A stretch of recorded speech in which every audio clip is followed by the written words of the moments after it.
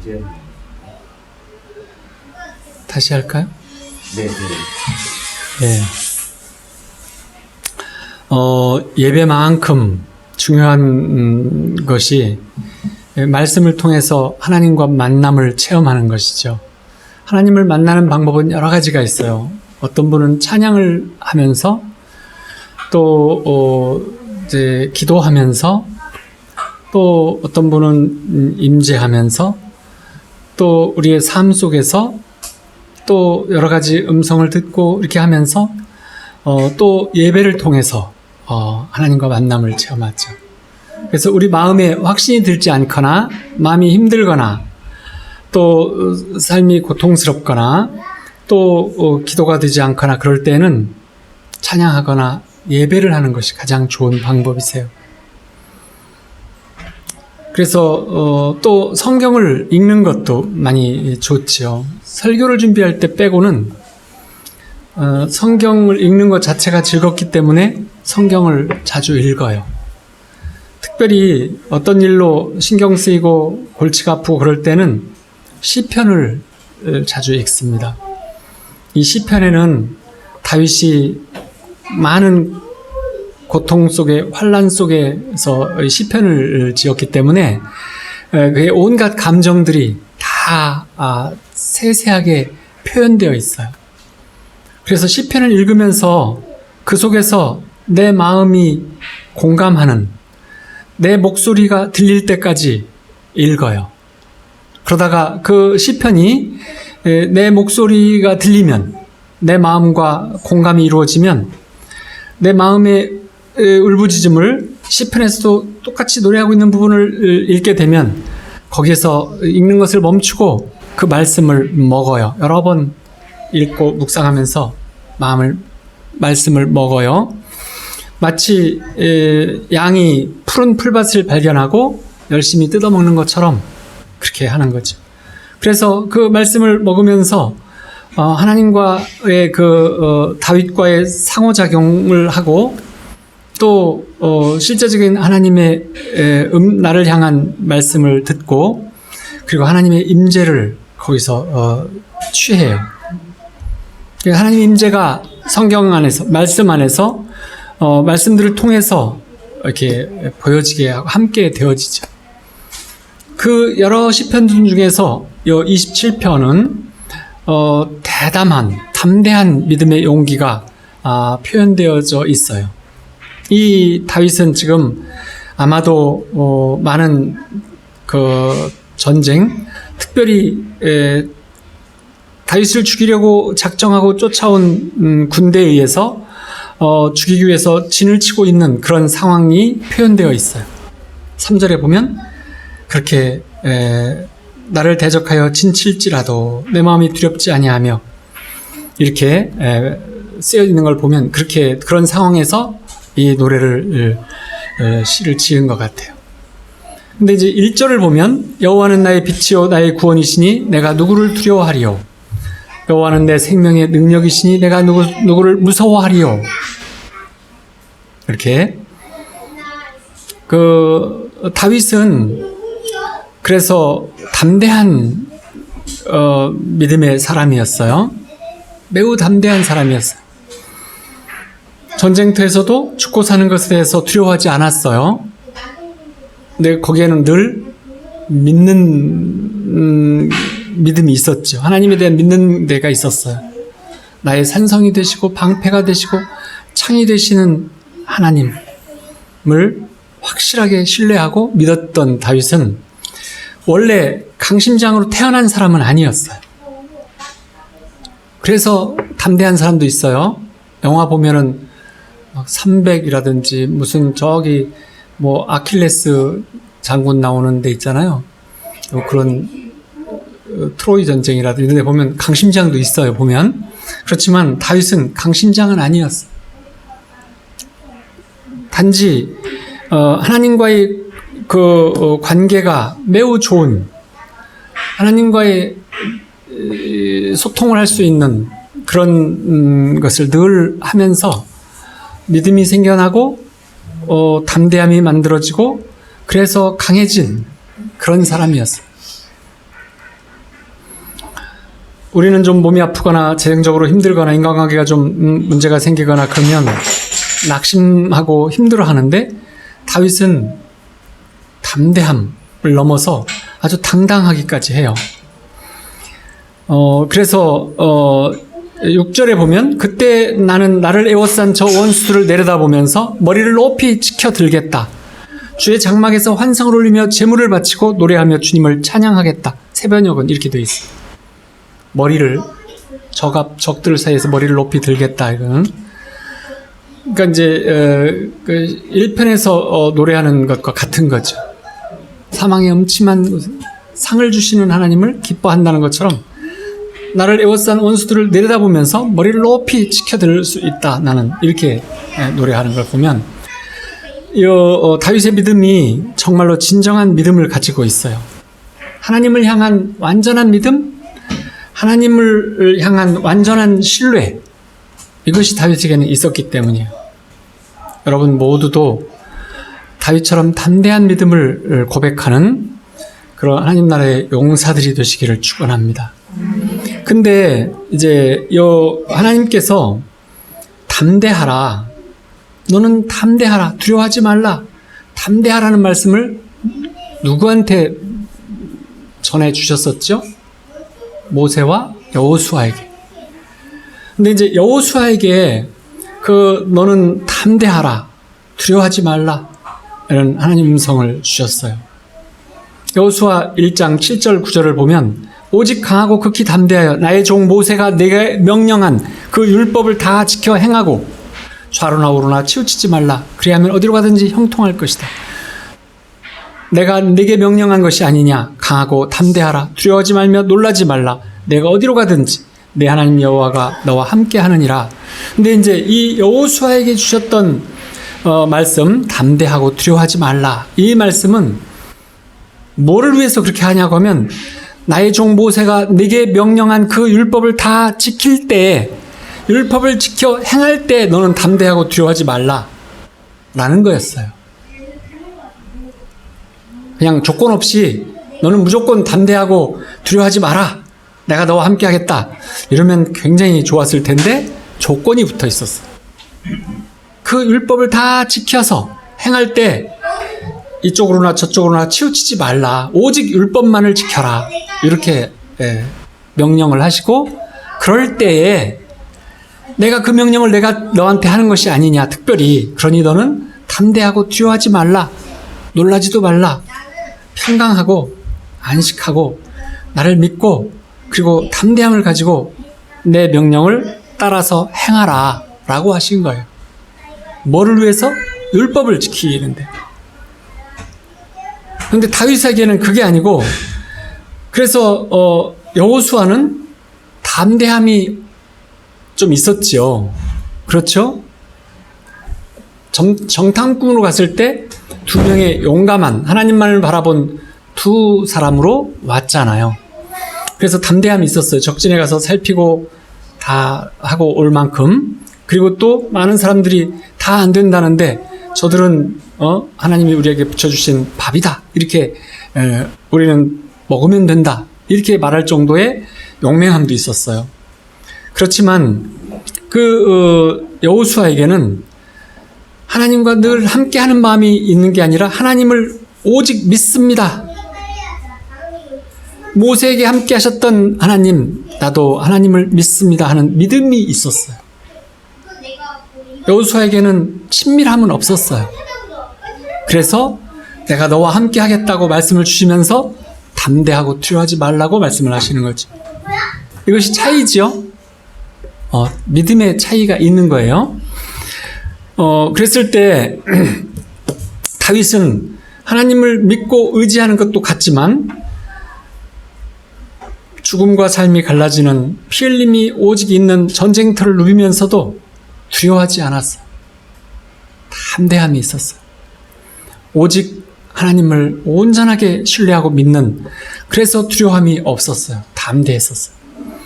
근데 또 신약에 보면 사도 요한에게 담대함을 요한이 말하는 부분이 있어요. 요한일서 5장에 보면 14절 15절에 그를 향하여 우리가 가진 바 담대함이 이것이니 그의 뜻대로 무엇을 구하면 들으심이라. 우리가 무엇이든지 구하는 바를 들으신 줄을 안즉 우리가 그에게 구한 그것을 얻은 줄을 또한 아느니라. 사도 요한은 기도의 응답에 대한 확신이 있었어요. 본인이 기도한 모든 것들에 대해서 응답이 확실하게 온다는 것에 대해서 믿고 담대함을 가지라 고 하는 거예요. 그건 무슨 말이냐면 이제 믿고 주실 줄을 알고 그리고 담대함을 가져라 이렇게 말하고 있어요. 사도 요한이 행했던 기도에서 나오는 담대함이죠. 그는 늘 기도했을 때 믿었어요. 응답을 주신다는 걸. 그리고 그것을 어떻게 주실지를 알았어요. 왜냐하면 기도할 때 그걸 봤기 때문이죠. 그리고 그렇기 때문에 어떤 문제가 풀리지 않은 문제와 상황이 고통이 와 있을 때 그때 담대할 수 있었어요. 그래서 이런 담대함이 있어요. 다윗이 가진 담대함은 믿고 의지하는 정도의 여호수아와 기도 응답에 대한 확신을 갖는 사도 요한과 그리고 또 친밀함으로 있는 믿고 친밀함에 의한 담대함. 다윗은 이 모든 것들을 가지고 있었어요. 여러분들께도 이 모든 세 사람의 우리 믿음의 선조들의 담대함이 임하시기를 축원합니다. 원수가 나를 치려 해도 군대가 일어나 진칠지라도 평안함을 고백하는 담대함. 하나님 안식할 수 있었어요. 근데 이 시편 27편을 계속 읽다 보면 좀 믿음의 선포도 있고 간절한 기도도 있고 두 가지가 교차하고 있어요. 나는 믿습니다 하면서 저들을 좀 쳐주시옵소서. 나를 해하려고 온 저들을 주님께서 쳐주시옵소서. 이렇게 기도도 있고 나는 담대합니다. 나는 두렵지 않습니다. 라고 하는 고백도 있고 이것이 이렇게 교차로 나오고 있어요. 다윗의 믿음의 고백, 어떤 간절한 기도, 이것이 엇물려서 있는 독특한 기도문이에요. 이제 우리가 살면서 문제와 상황이 생기면 기도 제목을 두고 하나님께 기도하잖아요. 특히 초신자 때는 문제와 상황이 생겨야 기도를 보통 해요. 저의 경험도 그런 것 같아요. 그래서 하나님께 오래 기도하고 간절히 기도했는데도 응답이 없어서 낙심할 때가 있어요. 기도하고 매달려 보지만 시험이 오고 응답은 없고 그래서 낙심하고 두렵고 불안하고 이런 상태가 되기가 쉽죠. 그렇지만 지금 다윗의 믿음은 어느 정도냐면 믿음을 고백하면서도 간절한 기도를 할 때 7절에서 보면 내가 주님을 애타게 부를 때 들어 응답해 주시옵소서. 나를 불쌍히 여기시고 응답하여 주시옵소서. 주님의 얼굴을 내게 숨기지 말아 주시옵소서. 주님의 종에게 노하지 마시옵소서. 나를 물리치지 말아 주시옵소서. 주님은 나의 도움이십니다. 나를 버리지 마시고 외면하지 말아 주시옵소서. 주님은 나를 구원하신 하나님이십니다. 이렇게 7절과 9절의 기도를 세 번역으로 보면 아주 힘든 상황이 있는데 하나님이 어떻게 역사해 주실지를 확신하지는 못하고 하나님에 대해서 완벽한 이해를 하지 못한, 그래서 간절하게 기도하는 부분이 함께 섞여 있어요. 다윗이 그러니까 말이 이중적인 거죠. 외면하지 말아달라 하다가 하나님을 믿습니다 이렇게 하는 거예요. 다윗도 좀 혼란스러워해요. 왜 좀 여기서 시원하게 건져서 확실하게 응답을 안 주시는지 이를 애매모호하게, 지금 적들이 산을 포위하고 포위를 좁혀오고 있어요. 그러니까 다윗은 거기서 적들을 물리쳐 주시옵소서, 나는 하나님을 믿습니다. 근데 지금 눈으로 보는 것은 조여오는 적을 보는 거예요. 사울의 군대가 동굴이 많은 산을 에워싸고 23,000명인가를 풀어서 몰려 올려오고 있는 게 산 위에서 동굴에서 나와보니까 보이는 거예요. 그때 아마 그렇게 지었다고 해요. 이 대략 그렇게 많이 신학자들이 이 상황을 그렇게 설명을 해요. 그런데 하나님의 행하심과 응답하심에 대해서 다 이해하지는 못해요. 다윗도 그렇지만 하나님을 믿고 신뢰하고 있어요. 그래서 우리가 흔히 경험할 수 있는 어떤 상황인 거죠. 하나님께서 하심을 다 이해할 수는 없겠는데 나는 하나님을 믿습니다. 그런 상황이 우리한테도 많이 있어요. 13절에 보면 이 세상에 머무는 내 한 생애에 내가 주님의 은덕을 입을 것을 나는 확실히 믿습니다. 이렇게 고백을 하죠. 지금 하나님이 자기를 이렇게 돌보시지 않는 것 같고 얼굴을 숨기신 것 같고 노하신 것 같기도 하고 버리는 것 같기도 하고 자기를 물리친 것 같기도 하고 그런 생각이 드는 거예요. 그런데도 다윗은 하나님을 확실히 믿는다고 고백을 하고 그걸 바라보고 있어요. 정말 믿어진다면 이 시험이 변해서 나에게 도움이 되고 선하게 된다는 것, 이것이 확실히 믿어진다면 얼마나 좋겠어요. 근데 다윗도 27편에 보면 그런 어떤 과정 중에 있는 상태이지 그 확실한 믿음을 고백하고 있진 않아요. 우리에도 마찬가지예요. 문제가 많고 힘들어도 완전히 믿어지고 신뢰가 된다면 걱정할 게 없겠죠. 그렇죠?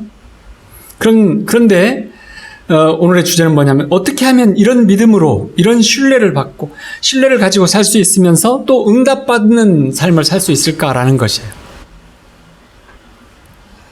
다윗의 기도 내용을 보면 우리가 지금까지 해왔던 어떤 기도 내용과 스타일이 좀 달라요. 우리는 흔히 나를 살려주시옵소서 이렇게 기도를 많이 하죠. 나를 매달려요. 주님, 내가 죽게 생겼으니 나를 살려주시옵소서. 그리고 그렇게 되지 않을 때 우리는 낙심을 해요. 근데 다윗은 나를 보호해달라 살려달라 하지 않고 군대가 나를 진치고 죽이려 하는 저 군대를 물리쳐 주시옵소서 라고 가장 현실적인 기도를 해요. 지금 그 차이가 뭐예요? 나를 어떻게 해달라가 아니에요. 저들을, 아버지께서도 저들을 보고 계시죠? 저들을 나를 죽이러 왔으니 물리쳐 주시옵소서 이렇게 기도해요. 흔히 수신자 때는 나를 좀 굽어 살펴 주시옵소서, 내 문제를 좀 이렇게 기도하잖아요. 근데 다윗은 그렇지 않았다는 거예요. 근데 그 다윗은 피 흘리는 싸움터를, 전쟁터를 다니면서도 한 가지 소원밖에 없었다는 거예요.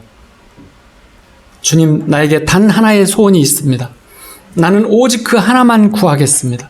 그것은 한평생 주님의 집에 살면서 주님의 자비로우신 모습을 보는 것과 성전에서 주님과 상의하면서 살아가는 것입니다.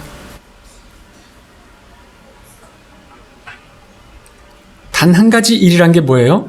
포기할 수 없는 일, 가장 중요한 일, 가장 바라는 일, 내가 이 땅에 존재하는 존재의 목적, 그것을 단 한 가지 일이라는, 단 하나라고 설명을 하고 있어요. 유일한 바램. 그렇죠? 그래서 이것이 이제 다윗이 이렇게 기도했다는 거예요. 다윗의 기도는 일반 초신자의 기도와 달라요.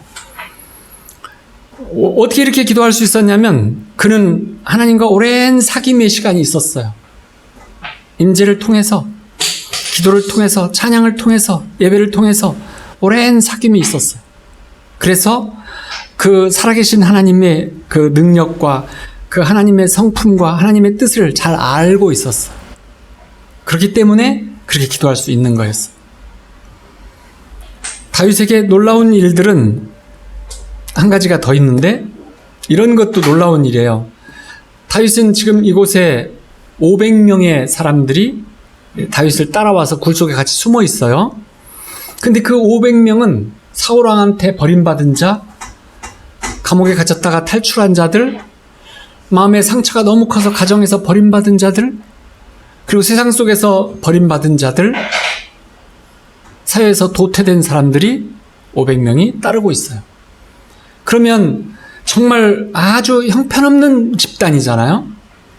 근데 다윗이 이제 한참 후에 왕이 되었을 때 보면 이 사람들이 다윗의 제국, 어마어마한 나라를 다스리는 중요한 사람들로 다 되어져 있어요. 그 대목은 나오지 않아요. 왜 그렇게 됐는지는. 그 중에서도 엄청난 전쟁의 용사들이, 장군들이 여러 명 나오고, 그리고 장관들과 여러 가지 재능을 가진 사람들이 많이 있었어요. 그러면 그 500명이 굴 속에서 숨어 다니면서 다윗을 보고 다윗에게서 하나님에게서 근데 다윗에게서만 배웠다고 하면 몇 가지 못 배웠을 텐데 하나님에게 배웠다는 거죠. 그러려면 어떻게 했을까요? 아마도 처음에는 다윗 혼자 새벽마다 임재했을 거예요. 새벽을 깨웠으니까.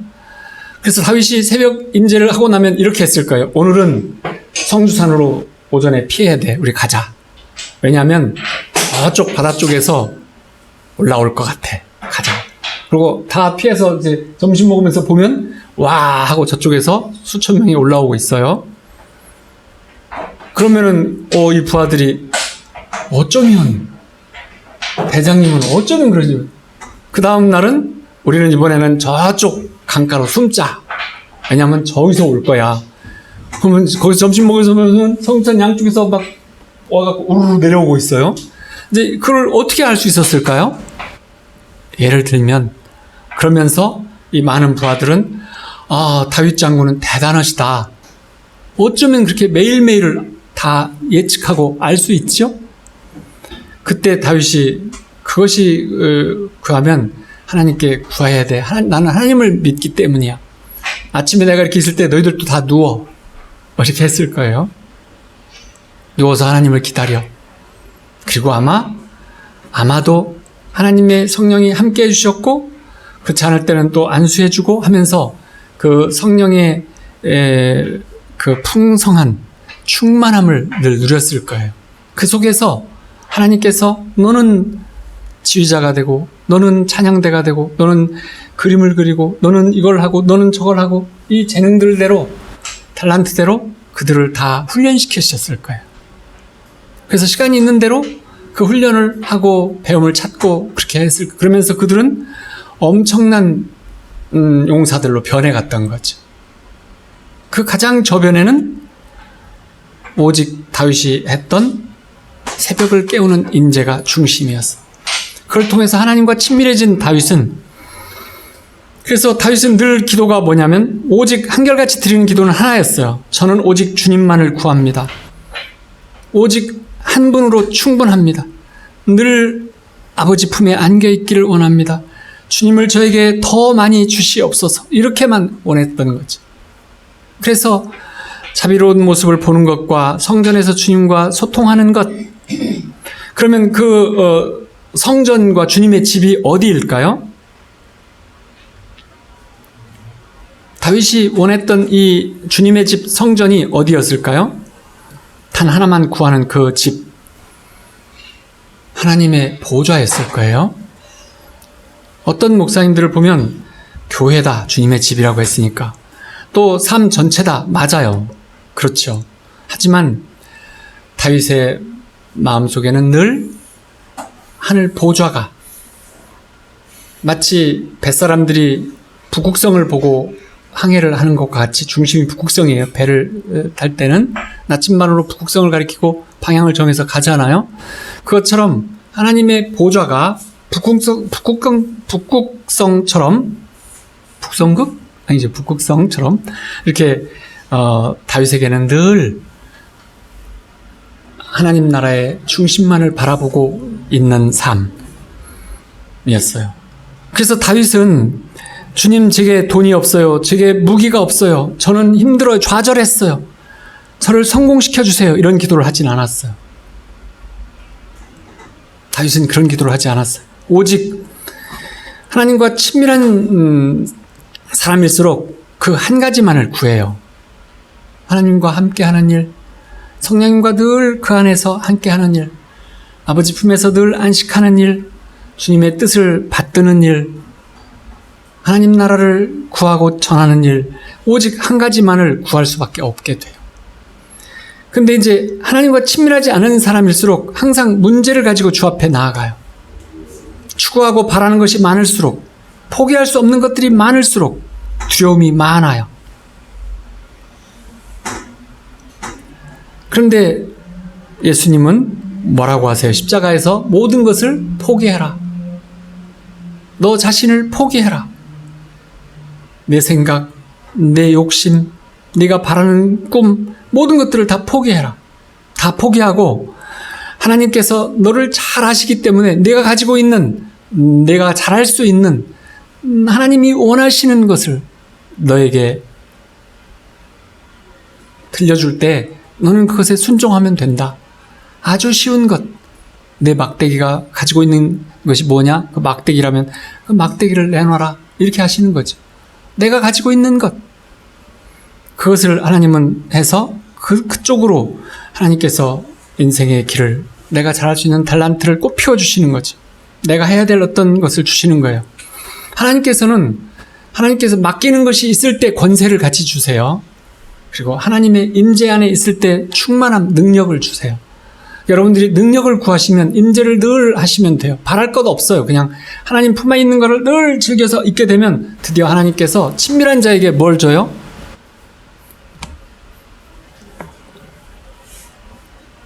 측근에게 좋은 거 많이 주잖아요. 신복에게 주는 거죠. 하나님도 마찬가지예요. 친밀한 자에게 주세요. 친밀하지 않은 자는 하나님의 뜻을 모를 테니까. 모르는 자가 순종하는 게 기뻐요? 아는 자가 순종하는 게 기뻐요? 그쵸. 서로 소통하면서 아는 자가 순종하는 것이 큰 기쁨이죠. 그래서 다윗의 장막에서 하나님께서 늘 그쪽에서 밤을 새면서 굶으면서 해서 그 떡도 먹어라 하셨던 하나님께서는 내 마음에 드는, 정말 나와 함께 하고 싶어 하는 것을 가장 좋아하는, 그래서 24시간 찬양하면서 3교대로 찬양대가 24시간 찬양을 했다는데, 다윗은 그 안에서 얼마나 많은 밤을 지새고 기도하고 임재를 했을까요? 하나님께서는 그것을 더 크게 여기셨을 거예요. 그래서 아버지 성전을 제가 짓고 싶어요. 그때 하나님께서 내 손에는 피가 묻었잖아 라고 하면서 너는 절대 거기에 열심 내지 마. 내 말 들어. 너는 이것으로 충분해. 내가 나와 함께하는 그것이 나는 너무도 기쁘고 좋아. 내가 성전 지려고 15년 동안 20년 동안 24시간 금 날르고 나무 자르고 쫓아다니고 하면서 나와 함께 있지 않는 그 시간을 나는 허락할 수 없어 라는 것이었어요. 그것이 하나님께서 다윗과 소통하면서 마음에 드는 그 일이었다고 보여져요. 그래서 아들 솔로몬은 믿음이 약해서 번제를 드렸잖아요. 다윗의 번제는 언제 끝났어요?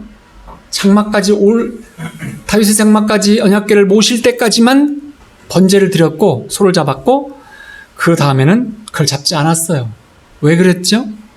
하나님께서는 피 흘리는 제사보다 찬양과 임재를 더 기뻐하셨으니까 그걸 알았어요. 찬양 예배를 더 기뻐하신다는 걸 알았어요. 임재를 더 기뻐하신다는 걸 알았어요. 그래서 다윗은 그 예배를 드리자, 그런 번제를 하지 않았는데, 그 아들인 솔로몬은 어머니의 영향과 여러 가지 믿음이 부족한 관계로 번제를 드렸어요. 천번제, 황소 1000마리를 잡아서 번제를 드렸어요. 어떻게 보면 후퇴하는 거죠. 그랬을 때 다윗과 똑같은 은혜와 축복을 주시기로 약속하신 하나님은 너는 성전을 지으면서 네 믿음을 좀 세워라, 그 기회를 주시는 거였죠. 그래서 정말 하나님과 눈물을 흘려가면서 간절히 문제 해결과 축복과 능력을 구하면서 매달리는 사람을 하나님이 기뻐하시는 것이 아니고, 하나님께서 기뻐하는 것은 함께 하기를 추구하는 자, 그것을 가장 중요한 삶의 존재의 목적으로 삼는 자를 기뻐하시는 거예요. 하나님이 우리를 만드신 그것에 가장 합당한 삶으로서 예배를 드려서 하나님께 영광을 올리는 것을 가장 기뻐하는 그것을 하나님께서는 가장 좋아하셨는데, 그의 대표적인 인물이 여호수아와 다윗이었다고 보면, 구약에서 엘리야였다고 보면, 그러면 다윗을 가장 사랑하셨어. 마음의 교류가 늘 있었기 때문이죠. 그래서 정말 하나님과 친밀해지면 매 순간 매일 함께 하시기를 구하고, 주님만 구하는 것으로 충분하다라고 고백하는 거예요. 그래서 그 매일매일의 사귐이 가운데서 믿음이 강해지고 담대함이 강해지고 신뢰가 더 깊어지고 하나님과 함께하는 그 동행의 삶을 기뻐하고 찬양을 올리는 그 삶을 하나님이 아시게 되는 거죠. 그래서 아무것도 구하지 않고 자신의 전부를 드리고 주님만을 구할 때 주님 안에서 안식을 누리면서 아무 할 일이 없이 안식만을 즐거워할 때 하나님께서는 그에게 필요한 것들을 주시기 시작해요. 내가 무슨 문제가 있고 일이 있고 계획이 있어서 하나님 앞에 나아가서 기도하고 있을 때는 그 기도에 응답을 주시려고 하시죠. 하지만 다른 바라고 원하는 게 아무것도 없어요. 그저 하나님 안에 있기만을 즐거워하고 안식하는 것으로 모든 것을 충만하게 여기는 그때에 바라고 원하는 것이 아무것도 없어요. 오직 아버지하고 함께 있는 것만을 원하는 그때에 하나님이 함께 해주시면서 그에게 지혜와 비전과 음성과 하나님의 뜻을 주시는 거예요. 그래서 거기에 창조적인 하나님을 만나고 자상하신 하나님을 만나고 지혜의 하나님을 거기서 만나게 되는 거죠. 그러지 않고 내가 바라고 원하는 것이 간절하게 있는 그것을 가지고 앞에 나가서 막 부르짖고 있는데 하나님께서 나는 너에게 안식을 원해. 그리고 너는 이걸 잘하자니. 이런 얘기가 좀 이상하지 않아요? 엉뚱할 수 있죠? 엉뚱할 수 있어요. 조금 아까 저기 누가 밖에서 막 이렇게 이게 뭐죠? 이렇게 조립하는데 집을 조립하자고 했어요. 목사님, 나랑 집을 조립해요. 그래서 내가 했어요. 예, 내가 목사만 아니면 너랑 같이 지금 집을 조립하면 참 나도 좋겠는데 내가 지금 들어가서 찬양을 제일 크게 불러야 될 사람이잖아. 알지? 내가 목사인 거 알지? 알았어요. 들어갔대요. 그렇게 말했어요. 누군지 알겠죠? 그래서 고맙다. 이렇게 하고 왔는데, 아무것도 구하지 않으면서 주님 안에서 안식한다는 것이 아무것도 아닌 것 같아요. 어떻게 보면. 나 평안하자고? 그것이 아니에요. 소통하자는 거죠. 하나님 앞에 나를 드리고 하나님 안에서 그 안식하고 있다는 것이 하나님 품에 안겨있는 그때에 어머니가 아이를 안고 있으면서 뭐라고 해요? 이쁜 놈, 꿈결같이 이쁜 놈, 크면 이렇게 되고 저렇게 되고 이렇게 되면 좋을 것 같아. 나는 그걸 좋아해. 이렇게 말하고 해주잖아요? 이제 그것이 오는 거죠. 그래서 우리 삶의 모든 것을 주관해 주시면서 나의 인생과 내 삶과 그 모든 큰 것들, 하늘로부터 주시는 가장 큰 것들은 그렇게 구하는 것 없이 따로 목적 없이 하나님을 기뻐하고 찬양하고 그 안에 안식하고 있는 자에게 주시는 거예요. 그걸 하나님이 좋아하시는 거죠. 누굴 보면 알 수 있어요? 다윗을 보면 알 수 있죠. 만약에 너는 무엇을 해주기를 원하느냐고 갑자기 꿈에 나타나셔서 말씀하시면 여러분 뭐라고 대답하실까요? 내가 너에게 뭘 해주기를 원하느냐 그러신다면 우리가 그런 것은 그 알라딘의 램프를 영화를 같은 거 보면서 다 답을 찾아놨었죠. 그렇지 않아요? 그때 언제라도 저는 주님을 더 주시옵소서. 나는 주님이면 충분합니다. 이런 답을 하실 수 있게 되기를 축원합니다. 근데 이제 그렇게 소통하고 친밀해지기 시작하면 힘든 상황, 어려움에 빠져 있어도 그것만을 구해요. 왜냐하면 어머니 품에 안긴 아이와 똑같아요. 3살짜리, 5살짜리가 품에 안겨 있을 때, 무서운 거 있을 때 어머니 품에 딱 와서 안겨서 엄마 저 개 좀 쫓아줘 그래요? 아니면 개가 무서워서 엄마한테 안겨갖고 난 이제 됐다 그래요? 그렇죠. 나는 이제 됐다 이거예요. 나머지는 엄마가 알아서 할 일이니까. 하나님께도 그와 같아요. 우리가 어떤 상황, 어떤 어려움에 빠져 있어도 그래서 다윗이 지금 진을 치고 자기를 죽이려고 조여오고 있는 그 상황에서 절체절명의 가장 많은 군대가 왔어요. 정보가 정확했거든요. 어느 굴에 숨어 있는지를 산에 숨어 있는지를 정확히 보고가 돼가지고 가장 많은 숫자가 왔어요. 수만 명이 산을 둘러싸고 10겹으로 에워싸고 올라오고 있어요. 그걸 본 거예요. 보통 때하고는 전혀 달라요. 한 무리가 오고 뭐 두세 무리가 이렇게 오고 이게 아니었어요. 10겹으로 싸고 오고 있어요. 그러니까 이제는 뭐죠? 어디에 갇힌 쥐, 죽은 목숨과 같은 상태였는데, 이때 다윗의 노래는 뭐였어요? 기도는 나는 내 평생에 오직 한 가지만을 구합니다. 그러고 있어요. 이것이 27편의 핵심이잖아요. 나는 두려워하지 않습니다. 나는 담대합니다. 나에게는 오직 하나님 한 분이면 충분합니다. 이렇게 지금 고백하고 있잖아요. 내가 바라는 것은 오직 주님과 함께 소통하고 친밀해지는, 함께하는 바로 그것을 구할 뿐입니다. 이렇게 지금 기도하고 있잖아요. 우리도 마찬가지예요. 상황이 힘들고 어려워도 오직 성령님만 구하게 되면, 하나님 아버지만 구하게 되면, 예수님만 구하게 되면 그가 필요한 모든 것들을 예비해 두셨기 때문에 다 주시는 거예요. 그래서 하나님 나라와 의를 구하는 자에게, 먼저 그걸 구하는 자에게 필요한 모든 것들을 채워주시겠다고 약속을 하셨잖아요. 이 약속은 정확한 약속이세요. 여러분 모두에게도 한 가지 기도 제목을 정하시고 오직 구하시기 바랍니다. 내 형편이 어렵고 아주 문제가 많고 그럴지라도 주님과 동행해 가고 있다면 잘 가는 것이죠. 우리가 마음에서 어떤 성공을 품고 기도하고 있다면 아직 준비가 다 되지 않은 것이에요. 우리의 문제를 고백하고 늘 내놓고 있다면 조금 더 주님과 친밀해질 것이 필요해요.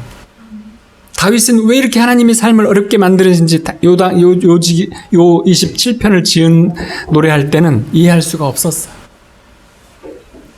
하나님께서는 사랑하는 자녀에게도 어려움을 통해서도 훈련을 시키세요. 사망의 음침한 골짜기를 다닐지도 해봤지 않을 것을 두려워하지 않았지만, 한 번도 다윗을 떠나지 않으셨고 응답을 받지 못한 일이 없었지만, 그렇지만 하나님이 지금 어떻게 하시려고 하는지를 다 이해할 수는 없었어요.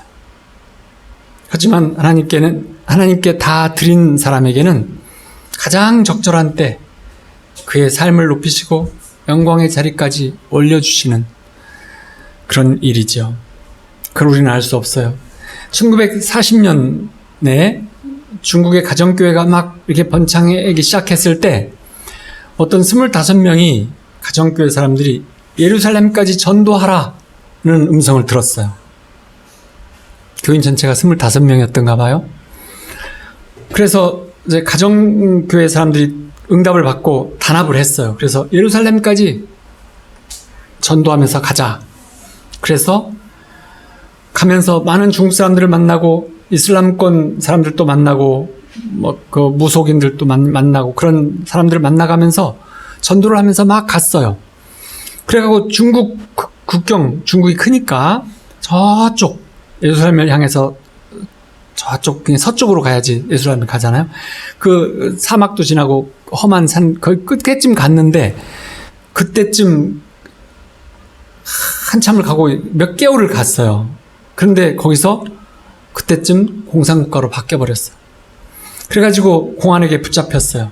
그래가지고 예루살렘으로 전도로 간다고 하니까 너희들은 국가 비밀을 누설하러 간다고 반역자로 몰려가지고 6개월 동안 그 추운 곳에 감옥에다 가둬놨어요. 그래서 거기서 24명이 죽었어요. 오직 시몬 자오라고는 사람만 살아남았는데, 그 부인도 임신했었는데 같이 거기서 죽었어요. 그래서 하나님께 도대체 왜 이렇게 우리를 시험에 들게 하시냐고 감옥에서 엄청 울면서 기도를 많이 했어요. 하나님, 이해할 수가 없습니다. 예루살렘까지 전도하도록 말씀을 주셨을 때는 그것은 무엇이고 모두 죽게 하는 것은 또 무엇입니까? 하면서 하나님께 부르짖었어요.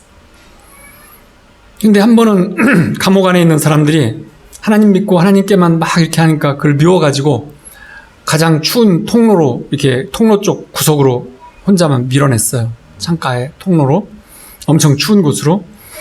그러자 시몬 자오가 기도하기 시작했어요. 그래서 저기다 놓으면 쟤는 2시간 안에 얼어 죽을 거야 그랬는데 그의 몸에서 김이 나기 시작했어요.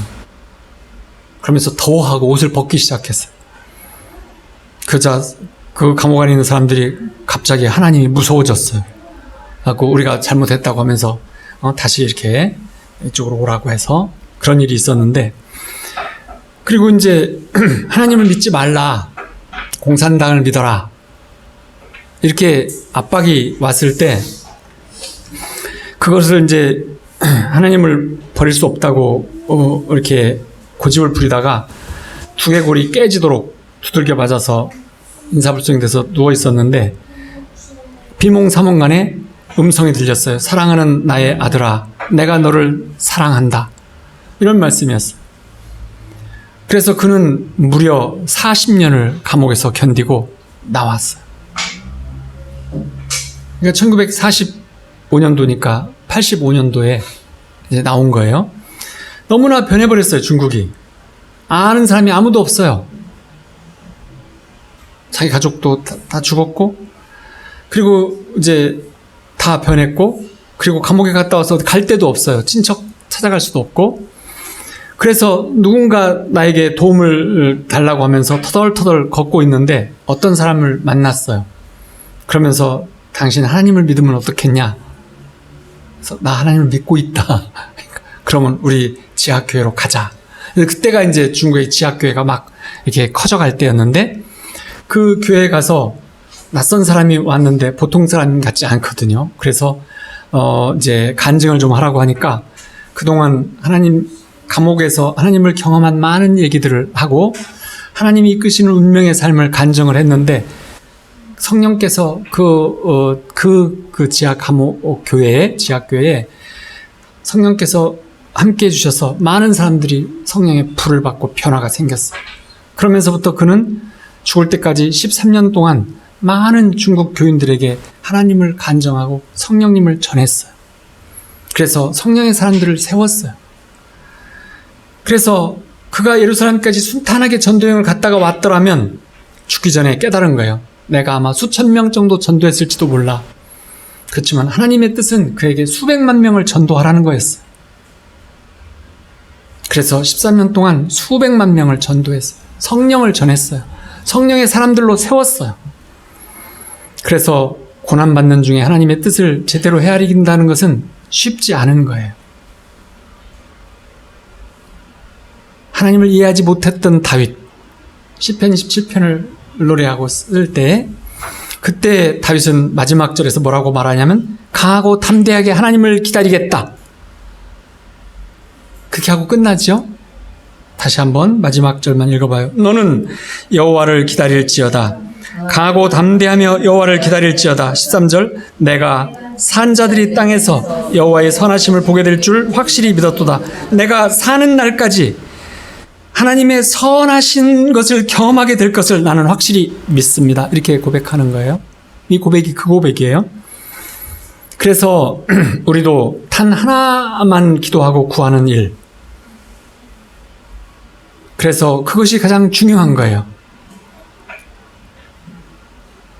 여러분들이 다윗처럼 그렇게 기도하면서 그런 삶을 살게 된다면 믿음과 사귐과 신뢰를 갖게 되는 자녀가 되어지시죠.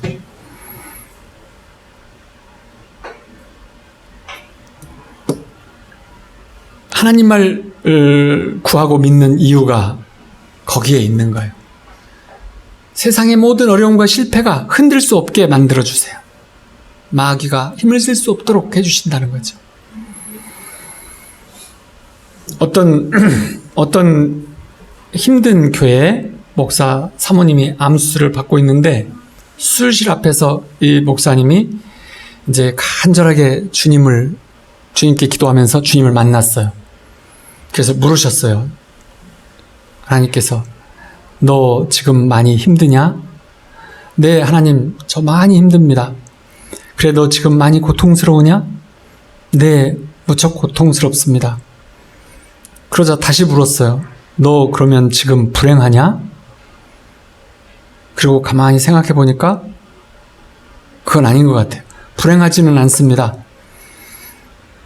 그러자 하나님께서 다시 물었어요. 그러면 너 지금 행복하냐? 그래서 대답을 못하고 그게 지금 무슨 말씀이세요?